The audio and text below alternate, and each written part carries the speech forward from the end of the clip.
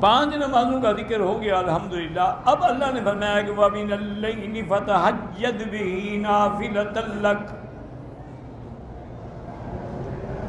نماز تہجد،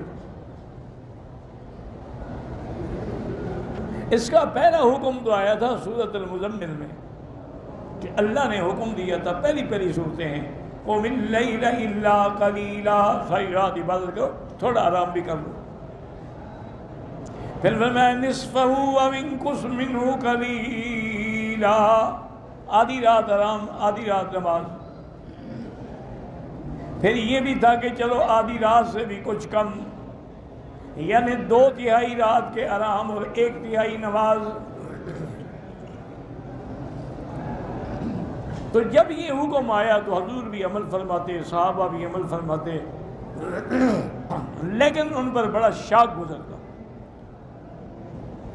کیونکہ گھڑیاں تو تھی نہیں، تو خوف ہوتا تھا کہ بھی کیا واقعی ہم نے 2 حصے رات کے آرام کر کے 1 حصہ عبادت کیا، یا کم تو نہیں ہو گئی، زیادہ تو نہیں ہو گئی۔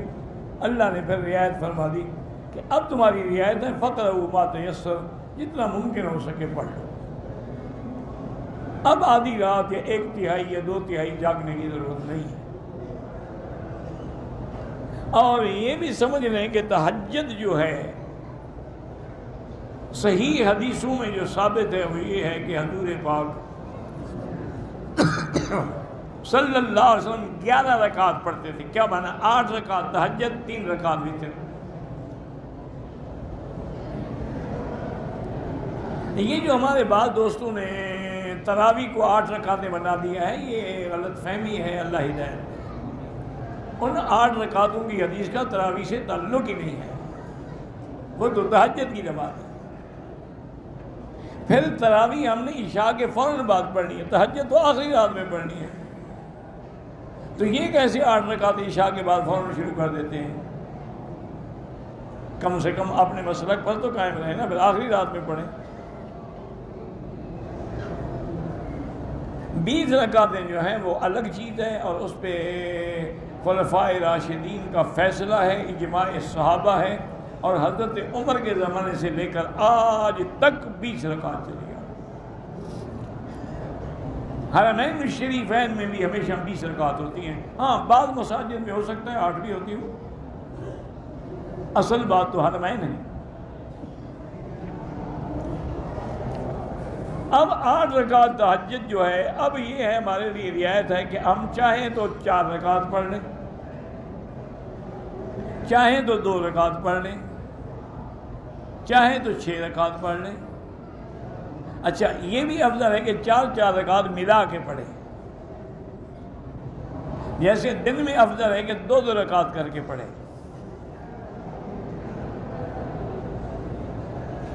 اور جب تہجد پڑھ لیں تو سب سے آخر میں پھر ہم وتر پڑھیں۔ وتر پڑھنے کے بعد اب کوئی نماز نہ پڑھیں، چونکہ اب صبح کی اذان ہو جائے گی، اذان کے بعد پھر 2 رکعت سنت پڑھیں گے فجر کی۔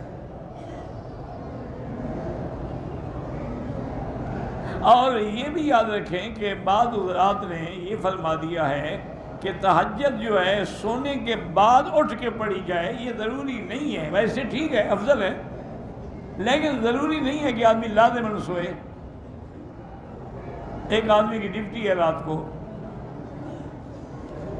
7 بجے سے لے کر صبح 7 بجے تک، وہ کب سوئے گا؟ یعنی وہ تہجد بھی نہ پڑھے۔ معنی یہ ہے کہ عشاء کے بعد جو ہے یہ سونے کا وقت ہے، اس کو چھوڑ کے جو پڑھ رہا ہے یہ تہجد ہے۔ اب عشاء کے بعد آپ 2 رکعت 4 رکعت تہجد کی نیت سے پڑھ لیں، جائز ہے، کہ بھی ہم مسافر ہیں، تھکے ہوئے ہیں، ہو سکتا ہے صبح نہ اٹھیں۔ اور اگر آپ یہ چاہیں کہ عشاء کے بعد وتر پڑھ لیں، وہ بھی پڑھ سکتے ہیں، پھر بعد میں تہجد پڑھیں۔ وہ جو ہے نا کہ وتر آخر میں پڑھو، وہ معنی یہ ہے کہ اگر تم نے تہجد نہیں پڑھی، صبح کو پڑھی ہے، تو اب آخر میں پڑھو وتر۔ اگر کسی نے عشاء کے بعد پڑھ لی ہے تو کوئی بات نہیں۔ اور وتر جو ہے وہ 3 رکعت ہیں، سب کے نزدیک 3 رکعت ہیں۔ فرق صرف یہ ہے کہ بعض ائمہ کرام فصل کرتے ہیں کہ 2 رکعت پڑھ کے سلام پھیر کے پھر 1 رکعت پڑھتے وہ بھی 3 رکعت ہے، 1 رکعت کبھی نہیں آئے گھر سے آگے 1 رکعت پڑھ کے چلے جائیں، پہلے 2 رکعت وہ بھی پڑھتے ہیں۔ فرق اتنا ہے کہ اس 2 رکعت کے بعد سلام پھیر دیں گے، پھر 1 رکعت کھڑے ہو کے پڑھ لیں گے۔ اور احناف کے نزدیک یہ ہے کہ 3 رکعتیں ملا کے پڑھو جیسے مغرب کی نماز پڑھتے ہو، اور سلام آخر میں ہو۔ اسی طرح دعائے قنوت ہے، وہ رکوع سے پہلے بھی ثابت ہے، رکوع کے بعد بھی ثابت ہے۔ دعائے قنوت ہاتھ اٹھا کے دعا کرنا بھی ثابت ہے اور ہاتھ باندھ کے دعا کرنا بھی ثابت ہے۔ اس لیے ان مسائل میں بلا وجہ نہ الجھا کریں اور نہ ایک دوسرے کو گالیاں دیا کریں۔ جو بھی نماز پڑھ رہا ہے اللہ کا شکر کرے۔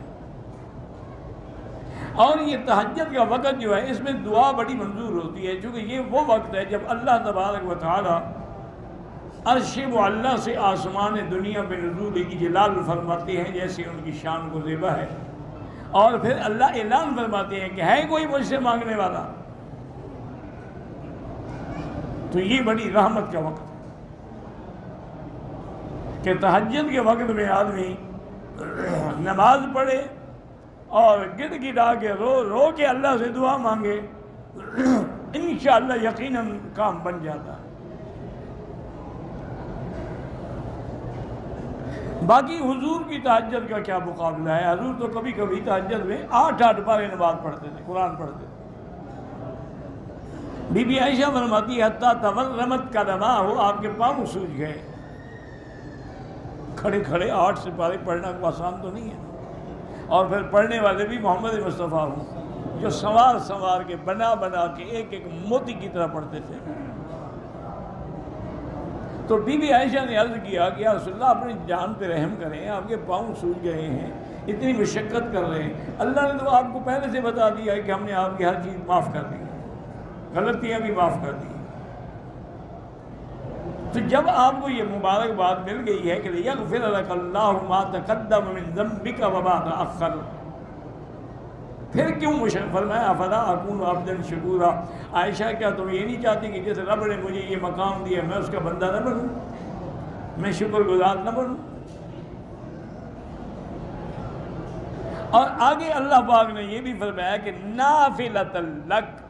تو اب بعض علماء یہی کہتے ہیں کہ پہلا حکم جو تھا سب کے لیے تھا، پھر منسوخ ہو گیا، سب سے منسوخ ہو گیا۔ بعض علماء کہتے ہیں کہ نہیں، حضور پہ تہجد فرض رہی، امت پہ معاف ہو گئی، لیکن اکثر قول یہی ہے کہ حضور پر بھی معاف ہو گئی۔ یہ الگ بات ہے کہ حضور نے کبھی تہجد نہیں چھوڑی، صرف مزدلفہ کی رات میں حضور نے تہجد نہیں پڑھی، آپ نے مغرب عشاء پڑھی پھر آرام کیا۔ کیوں؟ شفقتاً علی امتی، اپنی امت پہ مہربانی کی کہ کل بڑا کام ہے، کنکریاں مارو، قربانی کرو، حلق کراؤ، طواف زیارت پہ جاؤ، تو یہ رات کو تھکے ہوئے ہوں گے تو کیسے بیچارے جائیں گے؟ ورنہ حضور تو پڑھ سکتے تھے، ورنہ کبھی زندگی میں حضور نے نہیں چھوڑی ہے۔ بعض اللہ نے فرمایا کہ نافلۃ لک کا معنی ہوتا ہے زائد، یعنی آپ کے لیے ایک یہ زائد فرض ہے، اور ساتھ اللہ نے آپ کو خوشخبری بھی دی کہ تیرا رب جو ہے تمہیں مقام محمود پہ پہنچائیں گے۔ اور مقام محمود کیا ہے؟ وہ مقام شفاعت، جہاں پر حضور صلی اللہ علیہ وسلم ساری مخلوق کی شفاعت فرمائیں گے، یعنی پیشی شروع ہو جائے گی۔ اسی لیے حضور نے ہمیں بھی حکم دیا ہے کہ جب مؤذن اذان ختم کرے تو تم مجھ پہ درود شریف پڑھو، اور درود شریف پڑھنے کے بعد یہ دعا کرو کہ اللہم رب هذه الدعوة التامة والصلاة القائمة آت محمد الوسیلۃ والفضیلۃ وابعثہ مقاما محمودا۔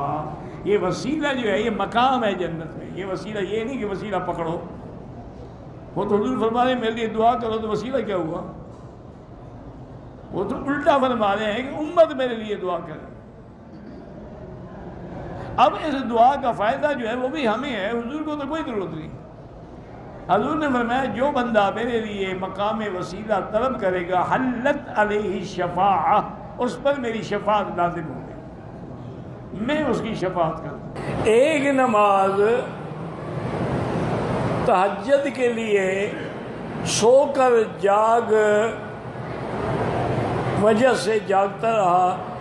میرے بھائی یاد رکھو کہ یہ لوگوں نے مسئلہ بنا لیا ہے کہ تہجد کے لیے پہلے سونا ضروری ہے، سو کے اٹھے. غلط بات ہے. عشاء کی نماز کے بعد سنت مؤکدہ اور وتروں کے بعد جتنی بھی نفل پڑھو گے سب تہجد ہے. رات کے آخری حصے میں پڑھنا زیادہ افضل ہے، ورنہ سونے سے بھی پہلے تہجد پڑھ کے سو جائے. یہ تو لوگ خود مسئلے گھڑتے ہیں نا، اس کا کیا کیا جائے.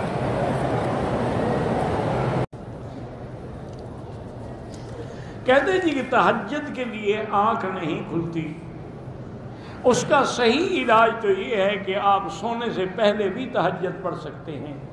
یہ لوگوں میں ایک غلط بات پھیلی ہوئی ہے کہ تہجد کا معنی یہ ہوتا ہے کہ وہ سونے کے بعد اٹھ کے پڑھے. یہ غلط بات ہے. عشاء کی نماز کے بعد اب وقت ہو گیا ہے سونے کا، ہم سو نہیں رہے، نماز پڑھ رہے ہیں، یہ تہجد ہے. تو گویا ہم نے سونے کو ترک کیا ہوا ہے. تو اگر آپ کو اٹھنے کا یقین نہ ہو نا تو آپ یہی کیا کریں کہ عشاء کے بعد یا سونے سے پہلے گھر میں جا کے وضو کر لیا، برکت بھی ہو جائے گی، تہجد پڑھ لی اور باوضو لیٹ گئے.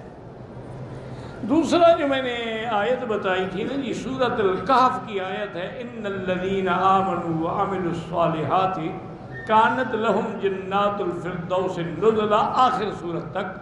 یہ پڑھ کے سینے پہ دم کر دے اور کہے گی یا اللہ میری نیند 4 بجے ٹھیک 4 بجے نیند کھل جائے. ایک نہیں، ہمارے سینکڑوں ہزاروں طلباء نے تجربہ کیا. تو بہرحال اللہ توفیق عطا فرمائے.